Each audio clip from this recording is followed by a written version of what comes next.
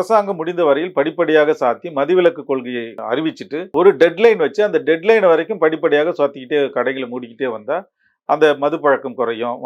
அதே நேரத்தில் மது கடைகளுடைய விநியோகமும் அந்த பரவலாக்கமும் மது விநியோகம் குறைஞ்சு படிப்படியாக மது விலக்கு என்பது நிரந்தரப்படுத்த முடியும். அந்த அடிப்படையில தான் வலியுறுத்த முடியுமே தவிர கூட்டணி கட்சியில் இருக்கிறதால நேரடியாக போய் அவங்களுடைய நெருக்கடி தந்து ஒரே நாளில் நீங்க மூடுங்க அப்படின்னு சொல்லக்கூடிய நிலைமையில் இன்றைக்கு விடுதலை சிறுத்தைகளும் இல்லை. இதை மக்கள் மக்கள் தான் தீர்மானிக்கணும். விடுதலை சிறுத்தைகள் ஒரு அறைகூவல் விடுது.